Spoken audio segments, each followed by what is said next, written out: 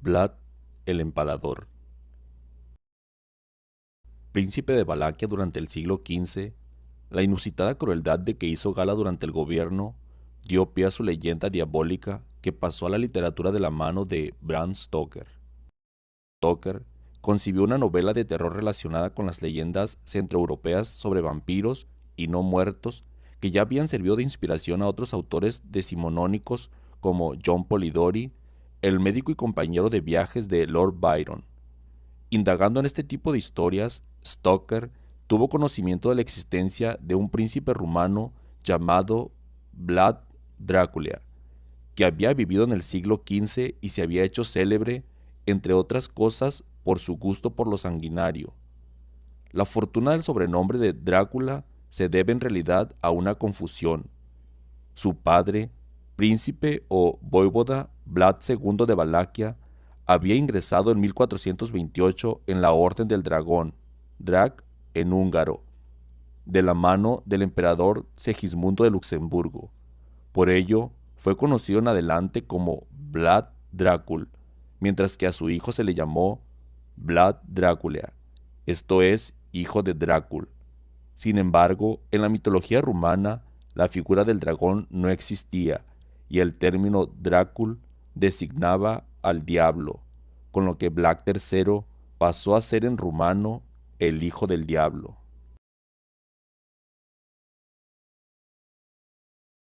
Ello coincide con la leyenda sobre la crueldad y ánimo sanguinario de Vlad, recogida ya por crónicas de su época.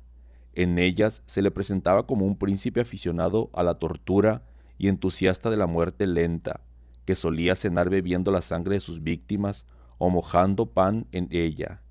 Se calcula que en sus 3 periodos de gobierno, que suman apenas 7 años, ejecutó a unas 100.000 personas, en la mayoría de las ocasiones mediante la técnica del empalamiento.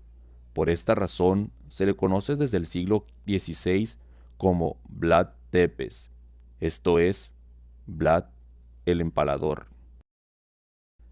Para comprender esta fama hay que situarse en el contexto de los Balcanes en las décadas centrales del siglo XV. En aquel entonces, el Imperio Otomano se hallaba en plena fase de expansión por el suroeste de Europa.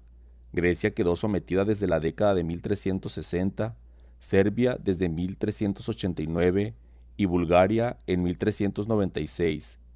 Frente a los otomanos se encontraba el reino de Hungría y los principados en los que entonces se dividía la actual Rumanía, Valaquia y Moldavia, junto a Transilvania, territorio autónomo perteneciente a Hungría. Según la mayoría de los autores, el príncipe Vlad III de Valaquia nació en Sighisoara, Transilvania, en 1431 y fue uno de los 3 hijos legítimos de Vlad II, voivoda de Valaquia. Con apenas 13 años marchó a la corte otomana junto a su hermano Radu como rehén o garantía de su misión. Vlad II, en efecto, había establecido con los turcos una alianza que le valió la enemistad del regente de Hungría, Juan Hunyadi, de origen valaco. En 1447, este preparó una ofensiva contra Vlad apoyándose en los boyardos valacos, nobles prohúngaros. El resultado fue la muerte del voivoda y de su hijo Mircea. Irritado por la pérdida de su aliado en Valaquia, el sultán otomano Murad declaró a su hijo Vlad Drácula pretendiente al trono. Al año siguiente lanzó a sus tropas contra Hunyadi, derrotándolo totalmente en Kosovo. Vlad aprovechó la circunstancia para apoderarse del trono de Valaquia, pero su primer periodo de gobierno duró poco, pues en el mismo año, 1448, expulsado a instigación de Hunyadi. Vlad se refugió inicialmente en la corte del sultán otomano con la esperanza de que lo ayudara a volver a Valaquia, pero, defraudado en sus aspiraciones, en 1449 marchó a Moldavia donde tenía parientes. En los años siguientes intervino en las luchas intestinas moldavas hasta que en 1451 marchó a Transilvania. Instalado en ciudades alemanas del país como Kronstadt, trató de reunir apoyos con vistas a recuperar el trono de Valaquia. La oportunidad le llegó tras la conquista de Constantinopla por Mehmed II en 1453. Viendo a Hungría cada vez más amenazada por los otomanos, Hunyadi se lanzó a buscar aliados para su enfrentamiento directo con los turcos. El noble que entonces era voivoda de Valaquia se mostraba cada vez más entregado a los otomanos, y Hunyadi pensó en sustituirlo llamando a Vlad. Este olvidó todo rencor por la muerte de sus familiares y se lanzó al combate. Fue así como en 1456 logró hacerse de nuevo con el gobierno de Valaquia. Inició entonces su fase de gobierno más larga hasta 1462, aquella que le ganaría ante los contemporáneos y la historia la reputación siniestra que desde entonces lo acompaña. Esta fama se debe en primer lugar a los métodos que Vlad empleó en la guerra, desde que en 1460 decidió negarse a pagar tributo a los turcos. El enfrentamiento armado se hizo inevitable y éste revistió los tintes de una cruzada tan brutal y sanguinaria como las que se habían librado en Tierra Santa en siglos anteriores. La campaña de 1462 nos da un ejemplo de sus métodos. En respuesta a una ofensiva turca, Vlad atravesó el Danubio para saquear el país búlgaro, entonces parte del Imperio Otomano. Al término de la campaña envió al rey húngaro Matías Corvino 2 sacos llenos de orejas, narices y cabezas, acompañados de una carta en la que le decía: he matado a hombres y mujeres, a viejos y jóvenes, desde Oblutsitsa y Novesolo hasta Sandvit y Gigen. Hemos matado a 23.884 turcos y búlgaros, sin contar aquellos a los que quemamos en sus casas o cuyas cabezas no fueron cortadas por nuestros soldados. Terminemos juntos lo que juntos hemos iniciado y aprovechemos esta situación, puesto que si Dios Todopoderoso escucha las oraciones y los ruegos de la cristiandad, si favorece los ruegos de sus piadosos servidores, nos concederá la victoria sobre los infieles, enemigos de la cruz. Vlad, pues, se veía a sí mismo como un cruzado.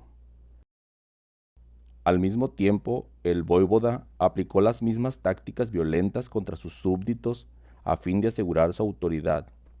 No le faltaban motivos para temer por su posición. La nobleza boyarda se mostró desafecta, absteniéndose de participar en la guerra contra los turcos. Los colonos alemanes, por su parte, protagonizaron diversas revueltas. De ahí que, como brazo ejecutivo de la justicia, el voivoda le impusiera con crudeza, castigando duramente a los delincuentes y sofocando rebeliones. Las sádicas ejecuciones de sus víctimas resultaban ejemplares y contribuían a imponer el orden. De algún modo podría decirse que su máxima era que el temor traía consigo la obediencia. Las fuentes apuntan en todo caso que Vlad llegaba a extremos de macabro refinamiento, prolongando la agonía de los condenados y utilizando los cuerpos de los empalados como terrorífica advertencia.